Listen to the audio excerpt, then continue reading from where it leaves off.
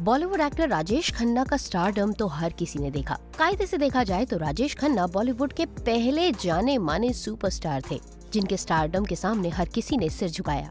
लेकिन राजेश खन्ना ने अपनी जिंदगी का वो दौर भी देखा जब वो अपनी जिंदगी में पूरी तरह से अकेले रह गए। न उनके साथ उनकी पत्नी डिम्पल थी और न ही दोनों बेटियां ट्विंकल और रिंकी।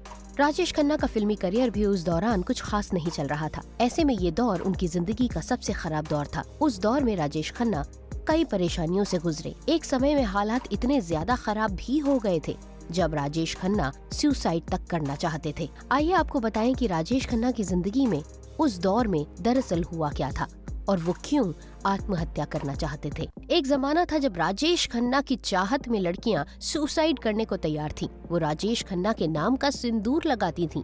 राजेश खन्ना की गाड़ी जिस जगह से गुजरती थी उस जगह की मिट्टी को सिंदूर की तरह मांग में भरती थी। डेफिनेटली ये राजेश खन्ना की जिंदगी का सबसे गोल्डन पीरियड था। लेकिन ये राजेश खन्ना भी वही थे जो लाइफ टाइम अचीवमेंट अवार्ड लेने के लिए एकदम अकेले अवार्ड फंक्शन में पहुंचे थे। राजेश खन्ना ने जिंदगी के कई उतार और कई चढ़ाव बिल्कुल असल तरीके से देखे। ऐसा कहा जाता है कि जब राजेश खन्ना सुपरस्टार थे उस समय वो अपने आप से ऊपर किसी को नहीं समझते थे। लेकिन जब तक उनका स्टारडम था लोगों ने उनका साथ दिया।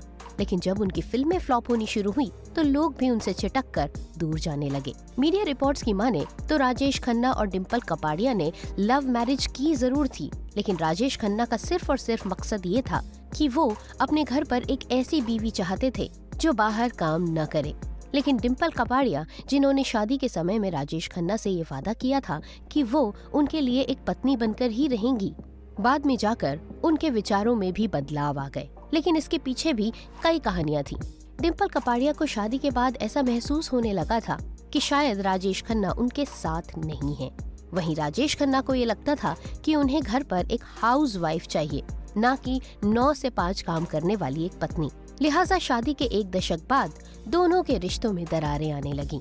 राजेश खन्ना की ये जिद थी कि डिम्पल शादी के बाद फिल्मों में काम न करे और इसी बात को लेकर इन दोनों की अनबन शुरू हो गई और आखिरकार दोनों अलग हो गए।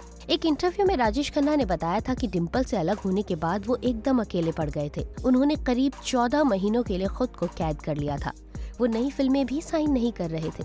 दूसरों पर तो छोड़िए, उनका खुद पर से विश्वास उठ गया था। ये समय ऐसा था जब वो हमेशा परेशान रहते थे और आत्महत्या करने की सोचते थे। राजेश खन्ना ने अपने एक इंटरव्यू में अपने फिल्मी करियर को याद करते हुए बात की थी उस दौर की जब उनके बंगले के बाहर फैंस का हुजूम लगा रहता था। उनका घर गुलदस्तों से भरा हुआ रहता था।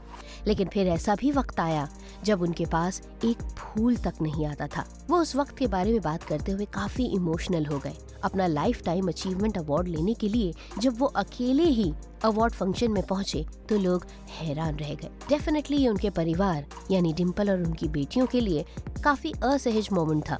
लेकिन सच्चाई यही है कि लाइफ टाइम अचीवमेंट अवार्ड जैसा बड़ा अवार्ड लेने के लिए जो किसी जमाने में सुपरस्टार रहा है, जब अकेले अवार्ड फंक्शन में पहुंचा तो हर कोई काका की इस स्थिति को देखकर न सिर्फ हैरान था बल्कि परेशान भी था। तो ये था हमारा आज का वीडियो जिसमें हमने राजेश खन्ना की जिंदगी से जुड़ा हुआ एक इमोशनल फैक्ट आपके साथ शेयर किया। आज के लिए बस इतना ही। अगले वीडियो के साथ एक बार फिर से होगी आपसे दोबारा मुलाकात। तब तक के लिए नमस्कार।